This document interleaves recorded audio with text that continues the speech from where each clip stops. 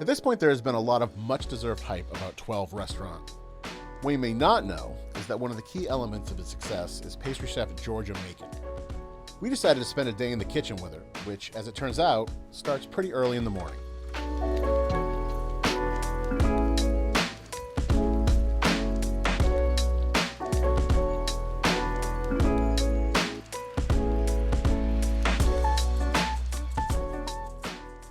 Usually get 1 to 2 hours of peace and quiet, and then sort of a rolling arrival for everyone else. I have 2 bakers coming in the next hour, and then we have an AM prep crew. I get a little bit of time to myself. This lives here. These are the lobster rolls for the day that we will proof and bake off for tonight. Sourdough starter for today's mix. That's where it was when it was fed last night, so now I know what she's been up to since. My PM pastry chef always draws me a little plant person to start my mornings. It's a pretty good one today.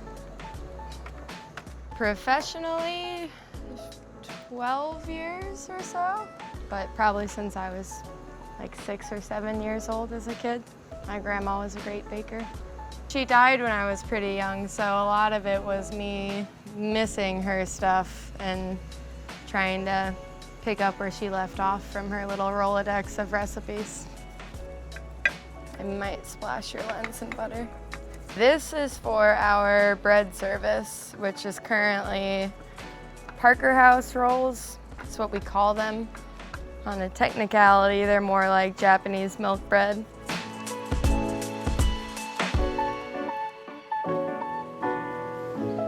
It also works out, this is one of the most photogenic restaurants in Portland, so that makes it easy.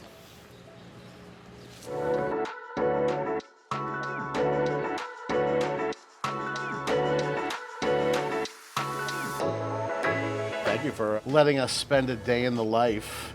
Yeah. Letting us come in early. I'm going to try not to get in your way as much as possible, which for me can be, difficult, but just, I played basketball. I'm good with boxing the out. bows. You're boxing out. Yeah. Well, that's good because I'm good in the triple threat position. I can right here. I can either talk and interview. I can step away, or I can shoot. There you go. So, but my master class on basketball, we can do that later. You're just kind of getting started here. Obviously, you got a massive slab of dough. Got everything all kind of lubricated and buttered up here and ready to go. And Yeah, it's a greasy morning, so we have a nice those greasy morning with Georgia Macon. Those are all buttered up and ready, and then over there we have 12 pounds of butter clarifying to make the compound butter that gets served with this bread. So you kind of started your career in France, in Paris, right? At the Cordon Bleu? That's Yeah, right after high school? I moved to Paris, Cordon Bleu, sure, yeah. What did I say? Blue. Blue? Blue's good. Yeah, I moved to France the day after I graduated high school. Not nearly enough knowledge of the French language or the country or what I was going to do when I got there. My plan, because I didn't speak French fluently, and you sort of have to at the Cordon Bleu, was to get a French boyfriend. He didn't speak a lick of English, so it was either stare at each other in silence or learn the language. So he may have been really cool, or he may have been a total loser, but you Yeah. have no idea. Yeah. You just kind of went with it.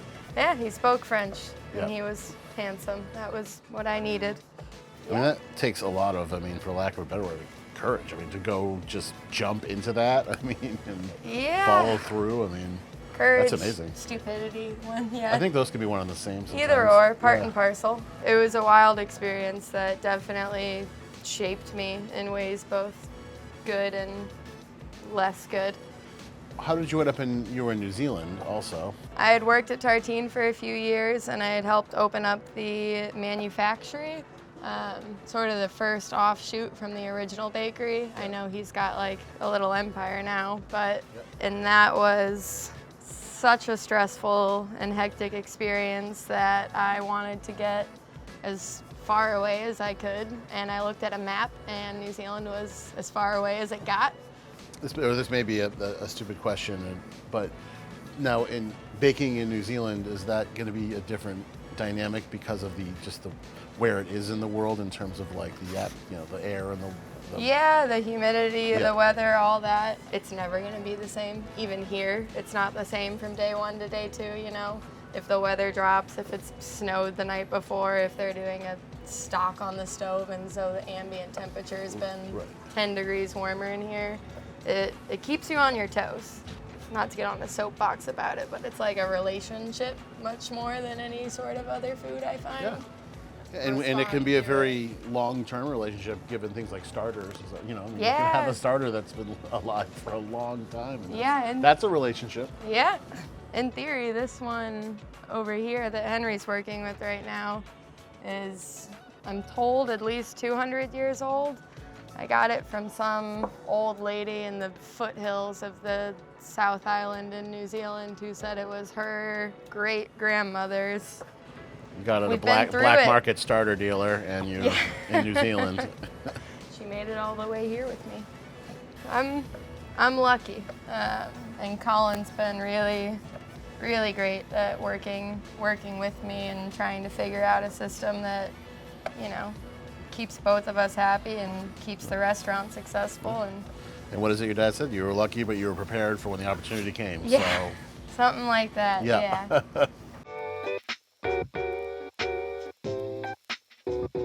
You can get an appreciation for Georgia's style based on her background of both low end and high end coming together in a very delightful manner.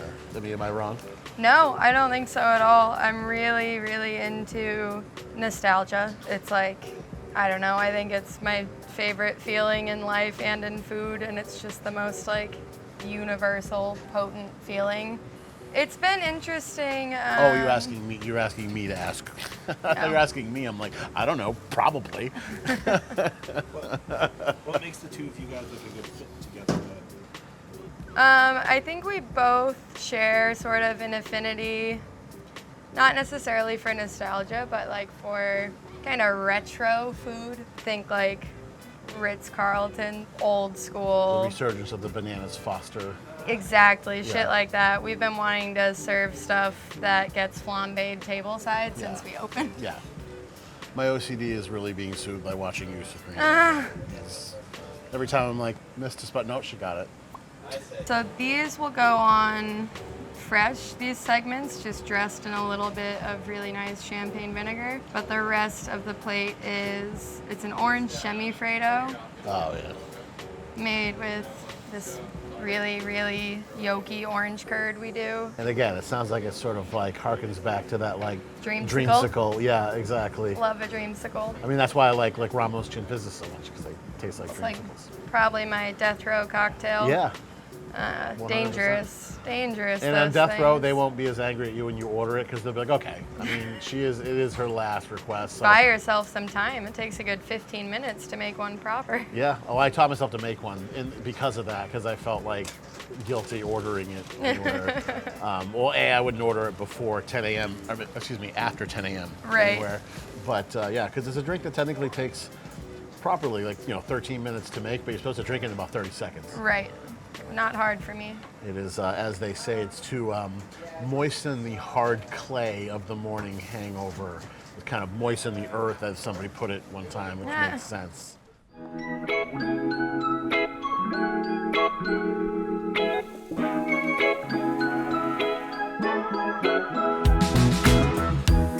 All right, we are back. It is dinner time, and I am excited. It was an early morning, but I'm a professional, so I'm ready to rally again at 5 o'clock. This is really one of my favorite restaurants in Portland, and it's funny because when you get a lot of hype, which this restaurant has, it can kind of go both ways with people's expectations and sort of the way they come in wanting to perceive it. And it affects me too. A lot of times before I eat a place for the first time, when it gets a lot of press, I'm sort of like, my expectations are kind of measured, but I've been nothing but blown away each time I've come here. And after spending the morning with Georgia, and Colin is a friend of mine that's behind the line, I couldn't be more excited to get into it. And I think I'm going to start with a mocktail. Since it's early, would it be okay if I ordered a Life of the Party? Sure.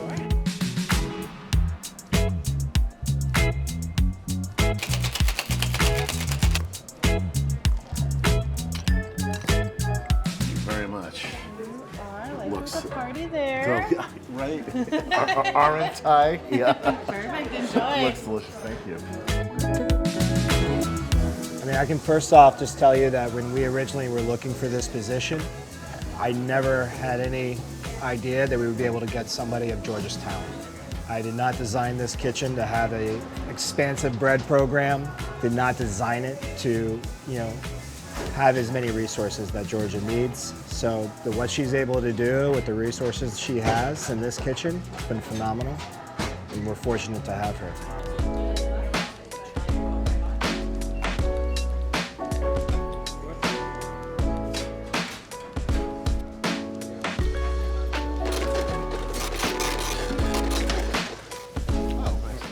Welcome. This is our first course, the roasted beets from the market. It's going to be served in a beet juice and vegetable root stock, Winter Hill Farm pistachio yogurt, as well as a pistachio relish, and then some dehydrated beet sheets on top. Perfect. Please Thank you enjoy. very much. Outstanding.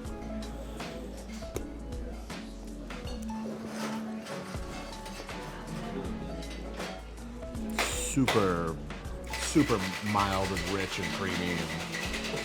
This is like a good gateway dish. If somebody thought they didn't like beets, this would be a good one to start with.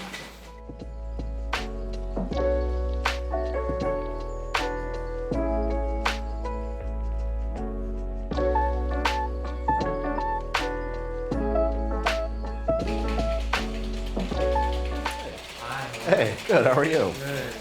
We've got our cabbage is served. Oh, nice. Thank you. So our cabbage is roasted. Comes with walnuts, dates, farmer's cheese.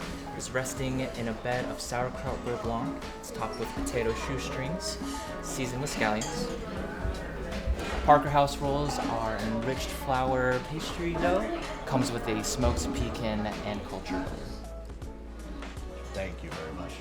So this is like an extremely decadent cabbage dish. I've not had this.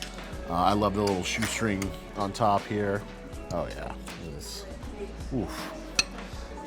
It's like really nicely caramelized. Like one of those things. If you're gonna put just a straight up cabbage dish on your menu, on that menu, then you know it's gonna be a standout because.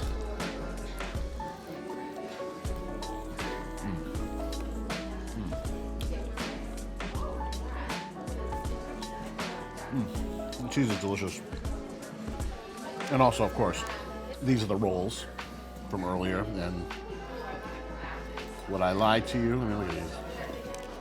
A smoked pecan butter to go with them, which Georgia was also talking about her sort of process in creating this. Oh.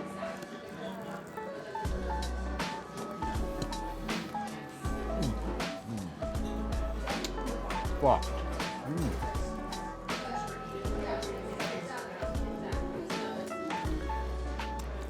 Calling this a Parker House roll would be like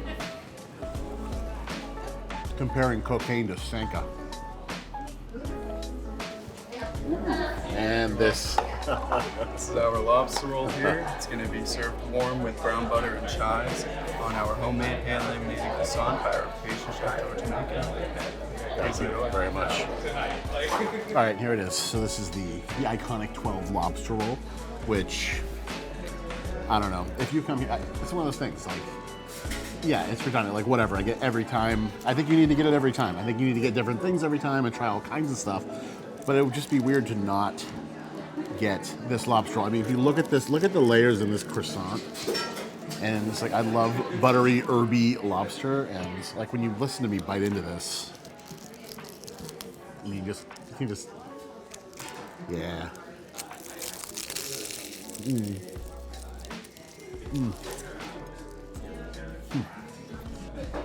It's not a lobster roll for the car, but I mean, this croissant and the lobster is like so rich, like poached in the butter and with the lemon. Everything on the menu here is great. This is just something that you just get every time in addition to all the other things. You should always get one of these, in my opinion. Enjoy.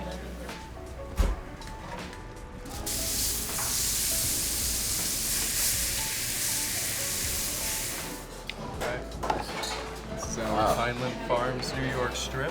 It's going to be served with a hasselback potato that's been fried and then covered in a peppercorn herb jus. The crossing that is going to be a fingerling potato puree with some black garlic puree underneath as well. Please enjoy. Thank you very much.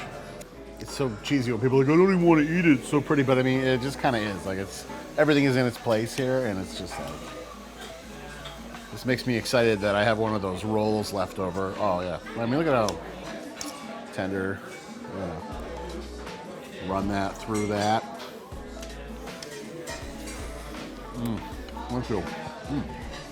Oh man, perfectly adequate potatoes in terms of size.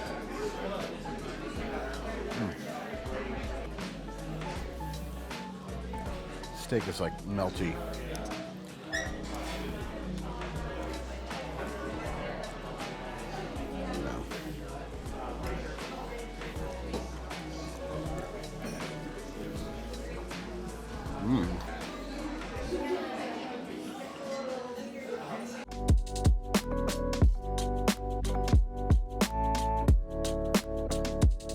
Wow, it's a dessert orgy. 3, 4. Oh my goodness. I figured I'd let you get started before the honey cake came out. Don't worry, it's coming. Did you see the panic in her? Started to panic a little bit. It's like, I mean, Figured we'd let you get through is that a some different of the version of it? meltables. Yeah. Straight in front of you, we have that dreamsicle type beet we were doing earlier. So orange Semifreddo with the base, yogurt crème anglaise that's been charged a few times, fennel pollen on top, carrot flowers dehydrated with a bit of herb saint, winter citrus, and carrot fennel granita. That would be the most sort of polished, tailored. I like to have one that's just really clean and really finessed. Bespoke, if you will. And then I like to have a comfort creature, Yes. like this coffee and cookies.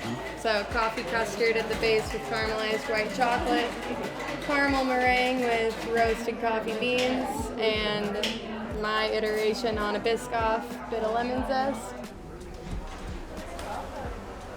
The chocolate sundae, red miso caramel at the base with cocoa nibs, candied and urfa chili, probably my favorite chili. Yeah, a little raisiny, smoky. Tobacco-y, really yummy.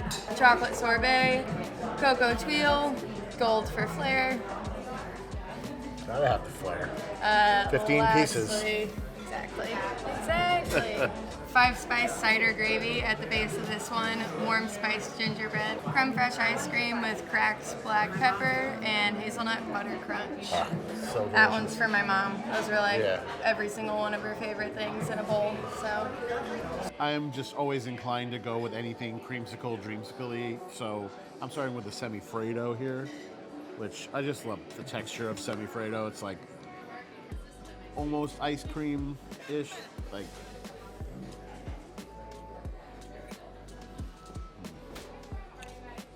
it's like a cross between like meringue and ice cream, basically.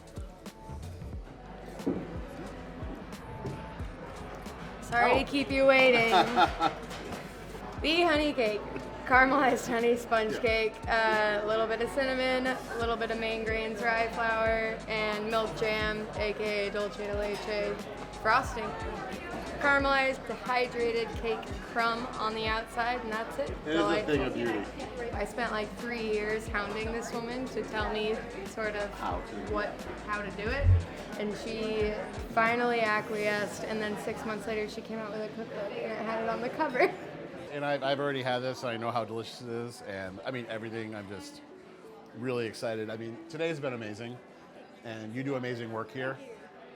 And the whole, just the whole experience is just not like any place else. Really, anywhere. I mean, especially in Portland. But I mean, yeah, I couldn't be happier right now. It's well worth the full day. Good. I'm so glad. This cake right here, as she said, it's one of the best things a person can eat. This is the tribute to George's mother. Oh yeah. Oh wow.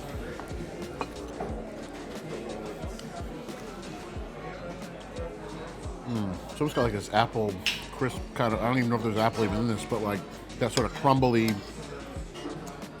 It's. Who doesn't love a blinged out sundae? A really nice spice to use in your cooking is really kind of raisiny, smoky, really nice with chocolate.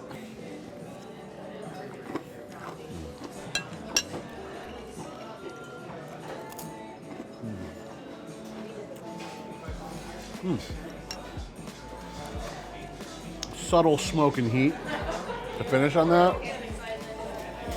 You may know these better as the Biscoff cookies, basically, or airline cookies. She makes her own. We've got her coffee meringue here. Oh my God, like coffee and cookies, like.